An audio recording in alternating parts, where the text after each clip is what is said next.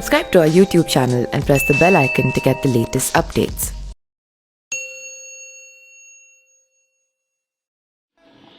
हिलाल ए ईद जो देखा तो ख्याल हुआ, उन्हें गले लगाए एक साल हुआ। हर सच्चे मुसलमान को ईद का दिल से इंतज़ार रहता है, खासकर रमज़ान के बाद आने वाली ईद उल फितर का तो थोड़ा ज़्यादा ही, क्योंकि एक महीने तक रोज़ा रखने के बाद अल्लाह का शुक्राना करना भी तो ज़रूरी होता है।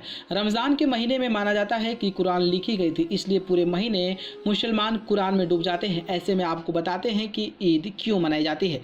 ईद उल फितर को मीठी ईद भी कहते हैं। हिजरी कैलेंडर के अनुसार 10वें महीने यानी कि शवाल के पहले दिन इस त्यौहार को पूरी दुनिया में मनाया जाता है। इस्लामिक कैलेंडर में ये महीना चांद दिखने के साथ शुरू होता है। जब तक चांद नहीं दिखे तब तक रमज़ान का पाक महीना खत्म नहीं होता है।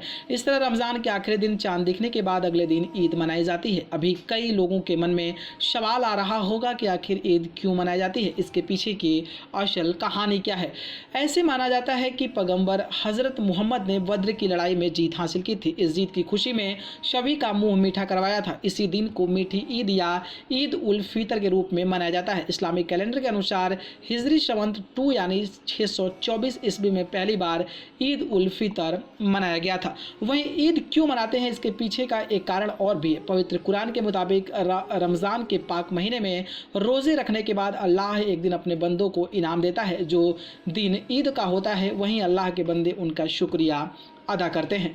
ईद का त्यौहार सबको साथ लेकर चलने के लिए जाना जाता है। ईद पर हर मुसलमान एक साथ नमाज पढ़ते हैं और एक दूसरे को गले लगाते हैं। इस्लाम में ज़कात एक महत्वपूर्ण पहलू है, जिसमें हर मुसलमान को धन, भोजन और कपड़े के रूप में कुछ न कुछ दान करने के लिए कहा गया है। कुरान में ज़कात अल फित्र को ज़रूरी बताया जाता है। इसे रमज़ान के अंत में और लोगों को ईद की नमाज पर जाने से पहले दिया जाता है।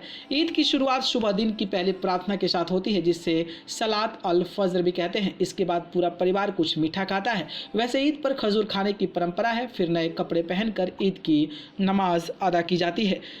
इस्लाम में 2 ईद मनाई जाती है। पहली तो मीठी ईद, जिसे रमज़ान महीने की आखिरी रात के बाद मनाया जाता है। दूसरे रमज़ान महीने के 70 दिनों के बाद मनाई जाती है। इसे बकर ईद कहते हैं। बकरा ईद को कुर्बानी की ईद भी कहते हैं। मीठी ईद को ईद उल फितर कहते हैं और बकरी ईद को ईद उल जुहा कहते हैं।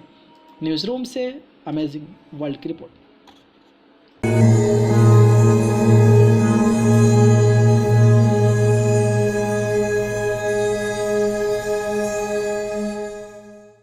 Subscribe to our YouTube channel and press the bell icon to get the latest updates.